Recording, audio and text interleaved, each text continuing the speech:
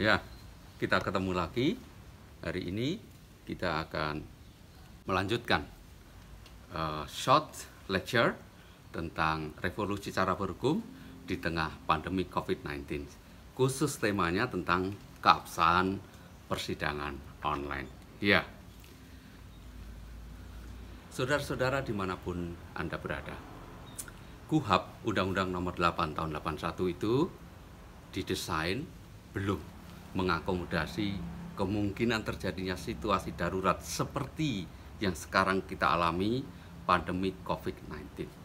Nah, oleh sebab itu kita perlu ada terobosan hukum. Ini semakin mengokohkan tentang eksistensi hukum, bahwa hukum itu sesungguhnya bukan untuk hukum, tetapi hukum itu adalah untuk manusia. Sehingga kalau konstruksi berpikirnya hukum untuk manusia, maka hukum akan selalu eksis mengakomodasi perkembangan dinamika, termasuk dinamika perkembangan karena alam menghendakinya.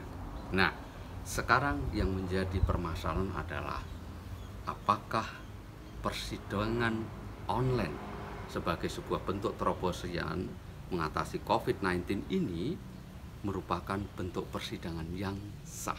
Itu adalah permasalahan besarnya. Nah, kalau kita mengkaji sebuah sistem peradilan pidana yang dimulai dari subsistem penyidikan, subsistem penuntutan, dan subsistem persidangan.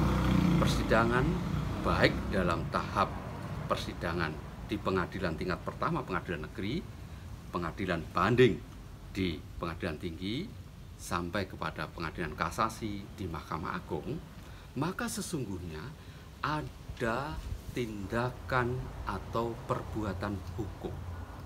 Nah, tindakan atau perbuatan hukum dalam sebuah proses bekerjanya subsistem peradilan pidana itu bisa dilihat dari ketiga hal. Yang pertama adalah apakah perbuatan hukum itu dilaksanakan oleh orang yang memiliki jabatan yang sah.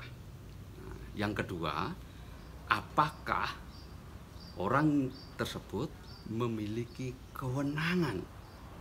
Yang ketiga, apakah dilaksanakan sesuai dengan prosedur. Nah, tentang jabatan, kewenangan, dan prosedur ini menjadi parameter keabsahan sebuah tindakan atau perbuatan hukum dari subsistem peradilan ini, mulai dari tingkat penyidikan, penuntutan, hingga persidangan.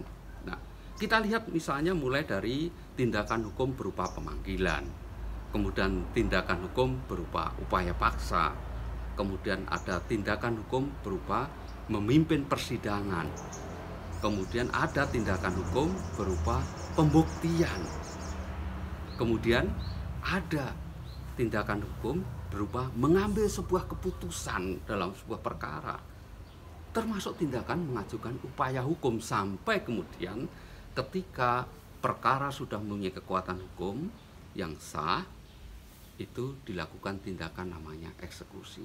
Apakah rangkaian bekerjanya subsistem peradilan pidana itu dilaksanakan secara sah atau tidak? Nah, sekarang kita baru memasuki tahap namanya persidangan online.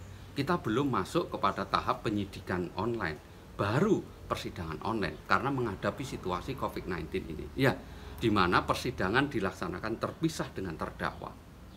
Terdakwa tidak perlu hadir ke persidangan. Nah, pada saat yang bersamaan ada prosedur sistem pembuktian yang memanfaatkan teknologi, baik kehadiran saksi, menghadirkan barang bukti, sampai kepada upaya nanti melaksanakan putusan. Nah, apakah proses yang dilakukan secara online dengan memanfaatkan teknologi informasi dan teknologi internet ini sebagai sebuah perbuatan hukum yang sah? Nah, jadi memang sistem persidangan online ini didesain dalam keadaan yang memaksa, di mana ada pandemik COVID-19. Sementara KUHP tadi saya sampaikan belum mengakomodasi keadaan yang memaksa itu. Nah, oleh sebab itu karena konstruksi hukumnya bahwa hukum itu untuk manusia, maka sistem hukum itu menyesuaikan perkembangan dinamika masyarakat, dinamika manusia, dan dinamika alam. Nah, ketika kita membangun sebuah sistem online, sekarang sudah difasilitasi dengan adanya MOU antara Mahkamah Agung, Kejaksaan Agung, dan Kementerian Hukum dan HAM. Nah, untuk menilai keabsahannya karena ini memanfaatkan teknologi, kita melihat dari perspektif Undang-Undang ITE, Undang-Undang 11 tahun 2008, Junto Undang-Undang 19 tahun 2016. Khususnya pasal 6 sudah mengatur apakah sebuah proses yang memanfaatkan sistem itu sah atau tidak dapat dilihat dari 4 parameter. Yang pertama, apakah dapat diakses. Jadi sebuah sistem itu dapat diakses atau tidak. Yang kedua, apakah dapat ditampilkan atau tidak. Tentu dengan memanfaatkan teknologi. Yang ketiga, apakah bisa dijamin keutuhannya atau integritas datanya. Nah, yang keempat, apakah dapat dipertanggungjawabkan sehingga dari sebuah sistem itu dapat menerangkan tentang suatu keadaan. Nah, terkait dengan proses persidangan secara online itu, misalnya menggunakan salah satu aplikasi yang sangat terkenal sekarang, aplikasi Zoom. Nah, kalau aplikasi Zoom ini dapat diakses, dapat ditampilkan, dapat menjamin keutuhan data, dan dapat dipertanggungjawabkan untuk menjelaskan tentang peristiwa suatu keadaan di persidangan, ini berarti itu merupakan sesuatu yang sah. Nah, oleh sebab itu, dengan proses persidangan yang memanfaatkan teknologi, kalau dikaji dari sisi Undang-Undang ITE ini berarti merupakan sesuatu yang sah. Apalagi sekarang sudah didukung dengan adanya MOU yang ditandatangani oleh Mahkamah Agung, Kejaksaan Agung, dan Kementerian Hukum dan HAM tentang persidangan melalui telekonferensi. Nah, dengan demikian jelas bahwa persidangan itu tetap merupakan sebuah pekerjaan hukum yang sah. Namun demikian, ke depan perlu payung hukum yang lebih konkret. Dalam hal ini adalah hukum acara pidana.